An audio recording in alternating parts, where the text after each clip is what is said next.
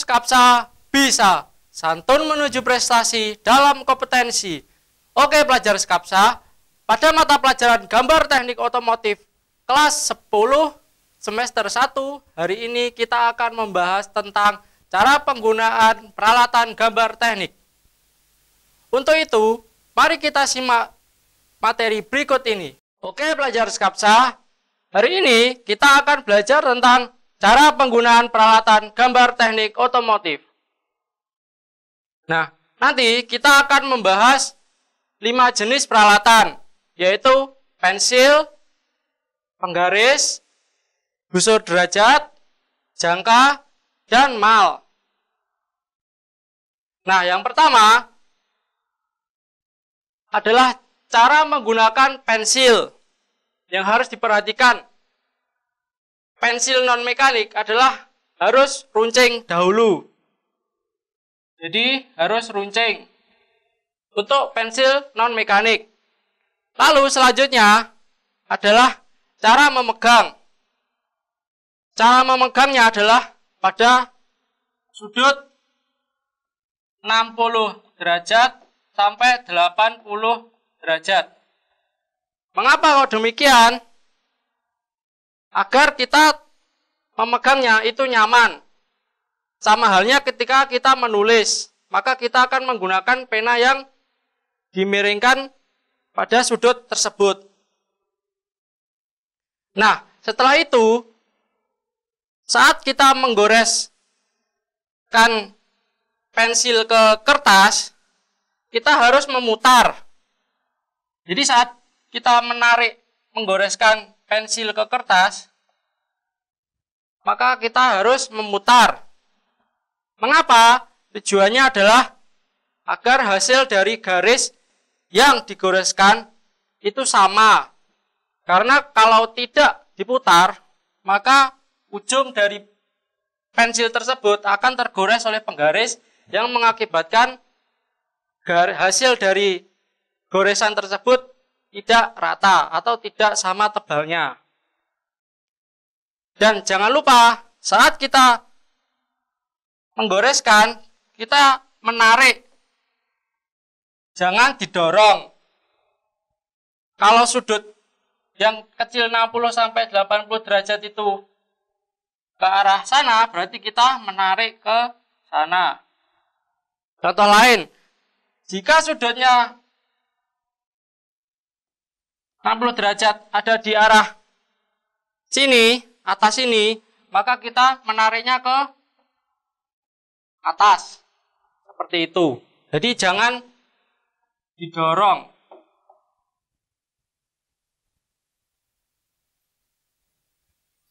Nah, soal yang pertama adalah jelaskan cara menggunakan pensil yang baik dan benar. Gunakan bahasa kalian sendiri. Sekali lagi, saya ulangi, jelaskan cara menggunakan pensil yang baik dan benar. Menggunakan bahasa kalian sendiri. Lalu yang kedua adalah cara menggunakan penggaris. Di sini terlihat penggaris T. Mengapa kok disebut penggaris T? Karena bentuknya seperti huruf T. Nah, ini adalah bagian-bagian dari penggaris T. Ada kepala, lalu daun mistar, dan di sini sudutnya adalah 90 derajat. Nah, fungsi dari penggaris T adalah untuk membuat garis vertikal ataupun horizontal. Cara penggunaannya adalah sebagai berikut. Letakkan kepala pada bidang meja. Pinggiran meja seperti ini. Ingat, pinggiran meja yang datar agar dia sudutnya tetap 90 derajat. Setelah itu, silakan garis dari sini. Maka dia akan membentuk garis lurus. Seperti itu. Nah, selanjutnya adalah penggaris segitiga. Pada umumnya, penggaris segitiga itu sepasang, ada dua. Yang pertama adalah penggaris segitiga dengan sudut 30 dan 60 derajat.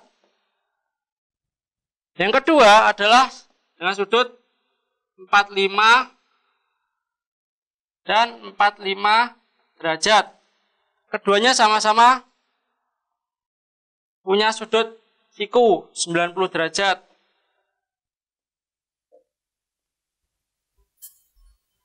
Nah, fungsi dari gabungan kedua penggaris segitiga ini adalah dapat digunakan untuk membuat sudut tertentu atau membuat garis jajar. Contoh, garis sejajar seperti ini, di mana salah satu segitiga yang mempunyai sudut ini diletakkan di bawah, lalu yang segitiga selanjutnya diletakkan di posisi M, di mana dia akan posisi M dapat kita membuat garis seperti itu. Lalu posisi M digeser ke posisi L. Jadi penggaris yang ini itu digeser ke posisi L. Lalu kita buat garis lagi. Nah, seperti itu. Akhirnya kita bisa membuat garis sejajar dengan menggunakan gabungan dua penggaris. Nah, contoh lain, bagaimana cara membuat sudut 75 derajat? Yaitu dengan cara menggabung penggaris dengan sudut 45 derajat dan 30 derajat.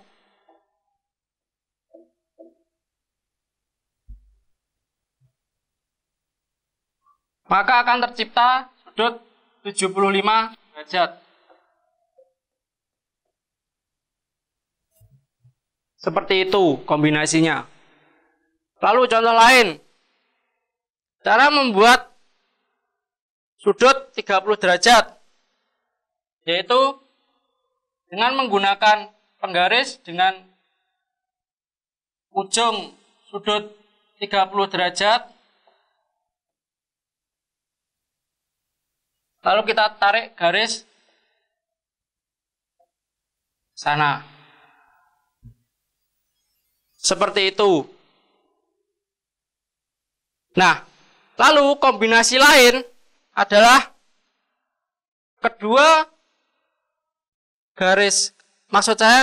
penggaris segitiga ini dapat dikombinasikan dengan penggaris T yang digunakan sebagai tatakan. Contohnya seperti ini. Jadi kedua penggaris tersebut ditaruh di atas penggaris T yang berfungsi sebagai tatakan penggaris T-nya seperti ini.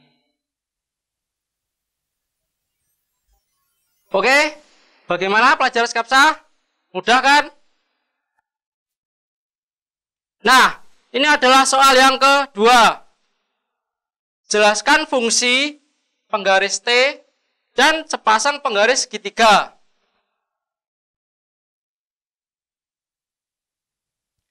Nah, selanjutnya adalah cara menggunakan busur derajat. Yang pertama, busur derajat digunakan untuk mengukur berapa derajat. Untuk mengetahui ukuran sudut derajat, letakkan posisi titik tengah pada sudut. Seperti itu. Lalu, setelah itu akan diketahui berapa sudut derajat sesuai garis ini. Nah, setelah diketahui, maka sudut derajatnya adalah 60 derajat.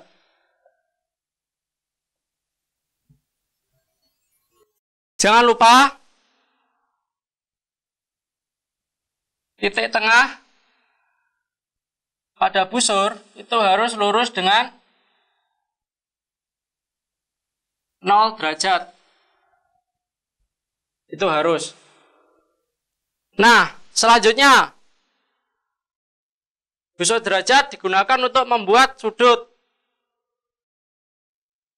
Caranya adalah letakkan titik tengah pada busur derajat. Pastikan garis yang bawah ini lurus dengan 0 derajat. Lalu apabila kita ingin membuat 60 derajat, maka 60 derajat ada di sini. Tinggal kita tarik garis ke atas. Maka terciptalah 60 derajat. Nah, terus bagaimana cara membagi sudut? 60 dibagi 2 semisal. 60 dibagi 2 hasilnya adalah 30. Maka cara membaginya adalah di sini ada titik 30 derajat. Lalu kita tarik garis 30 derajat. Maka sudut 60 derajat akan terbagi menjadi 2, 30 derajat dan 30 derajat. Seperti itu. Nah, nomor 3. Soal nomor 3, yaitu jelaskan cara menggunakan busur derajat untuk mengukur sudut. Gunakan dengan bahasa kalian sendiri. Nah, selanjutnya adalah cara menggunakan jangka. Berikut ini adalah bagian-bagian jangka. Yang pertama, ada kepala, ada kaki, ada engsel. Lalu di sini ada jarum. Di sini terletak, ini letak pensilnya. Mengenai bagian-bagian jangka itu tergantung jenis jangkanya, karena bentuk jangka itu berbeda-beda. Seperti itu. Dan untuk mengukur, untuk membuat sebuah lingkaran, semisal, pastikan bahwa jarum itu memiliki sudut 90 derajat pada permukaan yang akan dibuat garis. Contoh cara penggunaannya adalah seperti ini. Pastikan sudutnya adalah 90 derajat. Lalu kita tinggal buat lingkaran dengan cara menggoreskan pensil pada kertas atau pada permukaan yang akan kita buat lingkaran tersebut. Bagaimana pelajar Skapsa? Mudah kan? Nah, soal yang keempat. Jelaskan cara menggunakan jangka. Dengan bahasa kalian sendiri tentunya. Nah, lalu selanjutnya adalah cara menggunakan mal. Di sini terlihat berbagai macam mal. Mulai dari mal huruf,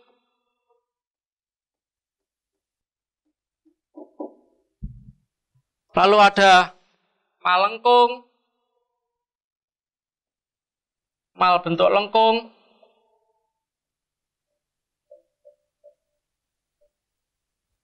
ataupun digunakan untuk mal lingkaran. Ada juga mal bentuk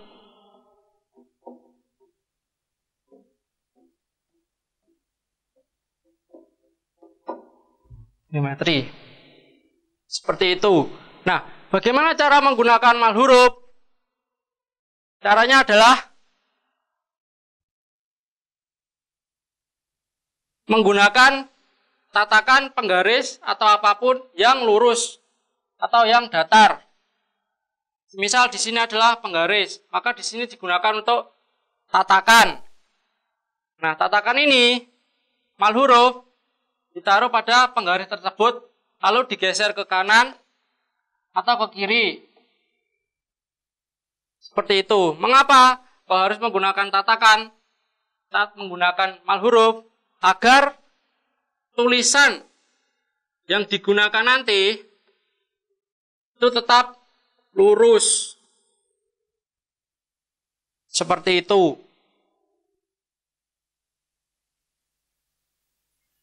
Bagaimana pelajar Skapsa? Mudah kan? Untuk selanjutnya, soal nomor 5. Jelaskan cara menggunakan mal huruf. Tentunya dengan menggunakan bahasa kalian sendiri. Nah,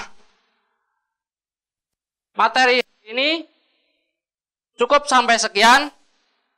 Jangan lupa tugas-tugasnya dikerjakan di buku tulis atau di kertas. Lalu hasilnya akan silahkan kalian foto dan kalian kirimkan di Google Classroom. Baik pelajar Skapsa, demikian materi hari ini mengenai cara penggunaan peralatan gambar teknik untuk pengumpulan tugas melalui Google Classroom. Jangan lupa like dan komen untuk mendukung program ini. Klik subscribe dan tekan tombol lonceng supaya tidak ketinggalan informasi.